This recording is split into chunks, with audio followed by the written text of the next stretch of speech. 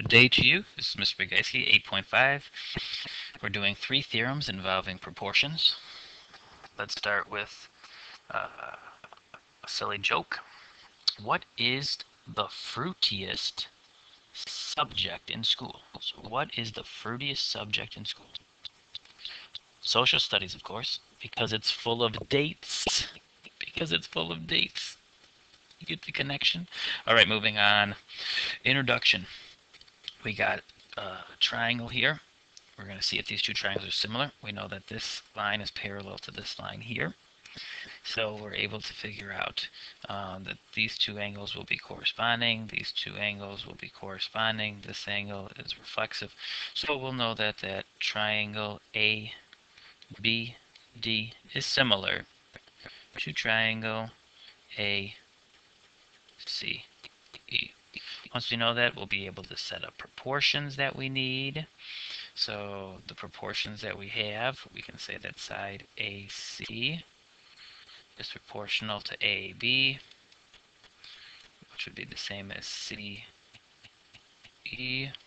being proportional to BD, which once again will be proportional to AE being similar to AD. Okay, so you can see the proportions that we have. You know that in the other one, you see that how do we get pieces? AB plus BC. That's how you got the AC over AB, which equals obviously the AD plus DE over AD. So you got to make sure that you're adding the pieces up. You're able to do that, when we're moving on. Okay, so now we see the question. We see the very similar triangle to what we just did. We're going to find x and we're going to find y. So we know, same thing, reflexive angle here. These are corresponding. These are corresponding just because the parallel lines. So the smaller triangle and the bigger triangle are the same. If we want to find x, x is a part that is matching with 9. Okay, so once again, I still prefer to draw the two triangles out. Double marker. I got 3, 4, x. Bigger triangle.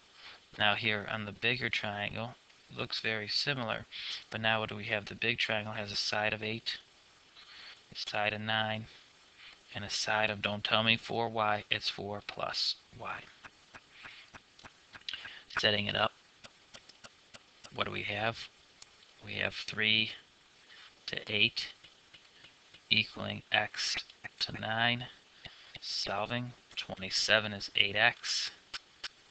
27 over 8 is equal to x. There's my answer.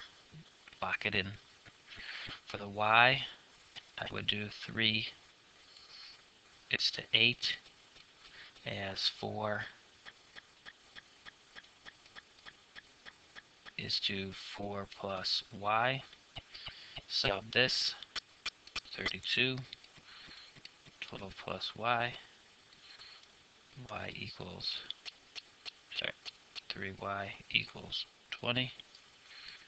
Y equals 20 over 3. The other way of doing it, what some of you like to do, is just call this whole side y. So you could have still done 3 was to 8 as 4 was to y. When you cross multiply and get 30, 3y is equal to 32.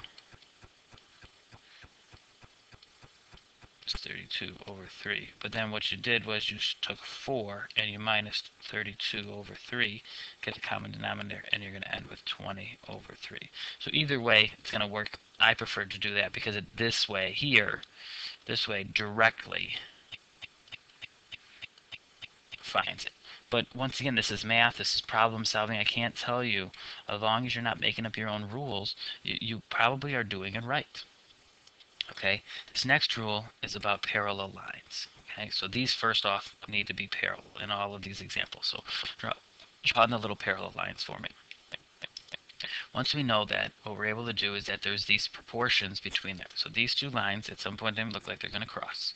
So what we're able to do, though, is to say that this side here, I'm going to make it proportional to here. This side here will be proportional to there. Okay, because of the parallel lines. So it's the spaces in between the parallel lines that they're across from. So 9, all right, can match with x as 2 matches with 3. 9 is x, 2 is the 3. Cross multiply. 27 is equal to 2x divided by 2. X equals 27 over 2. Okay, so the parallel line, it's the proportion between the parallels for each section. Second one, ooh, they gave us this whole thing is 10. What do you think? Well, the 10 would match with what on the other side? 8. Okay, so 8 over here would match with 10 over there. But what do we have? We still have this piece of 3, which matches with x, 5, which matches with this piece right here that we don't have. So we can still set up a proportion because you can do, these are parallel lines, you can do the matching double pieces. So you're saying there's still parallel between these two pieces.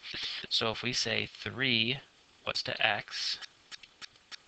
We could go back over and say 8 is to 10. 30 is equal to 8x divided by 8. So we get x equals 30 over 8, which is 15 over 4 when you reduce it. Third one, once again, these are all parallel, so mark them for me. Okay. We see 15. 15 matches how many sections? 1 to 2 to 3. So it matches the 3 sections, so we can match the 3 sections over here, so we got the 5. This 2 and the 3, so we got 7, 8, 9, 10. So we have 10. We want AB. So we can individually find each piece if that's what we're looking for. Okay? But to me, I don't want to find individually each piece. I want AB. I like directly finding things, just like on example number 1, directly finding it. So I'm gonna, if AB is what I want, that's what I'm going to call X. So that's going to match what on the other side? That piece is going to match the 7 over here. Okay? So to me, 7 is matching my X. So you have to be cautious on what do I want to find. So match up the sections, okay? So it's just like when we were solving earlier and you had overlapping pieces from chapter 1 and you guys wanted to add or subtract the 3 there. No, don't worry about that at that point. Mark the pieces that you want. So 7 is to X as 10 is to 15. Okay, cross multiply. We get 10x is equal to, so that's 105 divided by 10. X is equal to 10 and a half, 10.5. We get 21 over 5. So no matter what you get here, when you simplify, they're all the same answer. You could do individual pieces, try it out, add them up, see if it matters. Number 5, one of the ones that is commonly missed on a test or quiz. Okay, so these angles being bisected. So we're going to set up a proportion with these angles being bisected. So from there, what we do is we're able to look at this and say, okay, I'm going to set up a proportion where the angles, the spots across from the bisectors, those are going to match up. So 5 is going to match with x. I'm going to go back to the triangle with the 5. The only other thing I have left is the 4. So guess what? The 4 is going to match with the 9. Cross multiply. 45 is equal to 4x. So we're going to get 45 over 4. or 11 1/4. Either way. So you see this, when you see an angle's being bisected, you're able to set up a proportion between the two triangles that are going to be here. I didn't say that they were similar, but you're able to set up a proportion through this. Okay, it's a great rule to have and know. And like I said, people skip it all the time. So let's try this last one. We want to get spot AB and BC using the same thing. This angle is being bisected. So, I don't know either one of these two pieces like I did up here. Okay, but what I can do is if I call AB X, I know how much BC is because I know the whole thing. So if that's X, this piece is 20 minus X because that's the whole thing minus X. Awesome. Because now what can I do? X has to match with my other piece. So we got X over 20 minus X equaling, back to the same triangle, 9 over 12. Let's cross multiply and figure out what we have here. So we have 12x is equal to 180 minus 9x. Add 9x over.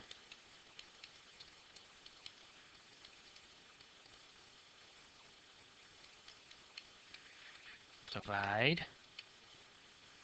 So x, which is the AB spot, is your 180 divided by 21, which rounded 2 decimal places, 8.57 for a decimal. Or what I prefer, dividing both of these by 3's and ending up with 60 over 7.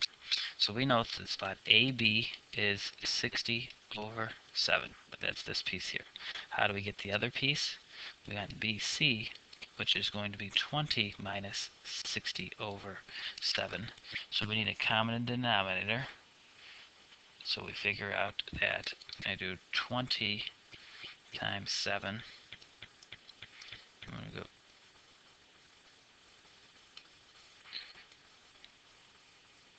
40 over 7 minus the 60 over 7.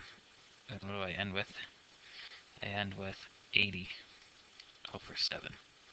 So BC is 80 over 7. AB is 60 over 7. Great lesson. 3 different ideas. Knowing that there's an angle bisector rule that you're able to set up a proportion. Between parallel lines, you can set up a proportion. And last but not least, the triangles where you have to match them up correctly, being the base to the base with it, and then the sides you have to add them to be able to. Good luck to you. Like I said, this is the hardest test. Make sure you prepare and you watch the videos. Don't take it lightly because you don't want to see your grade to go down. Everybody in this class can either earn an A or a B, but it's you earning it. Remember that.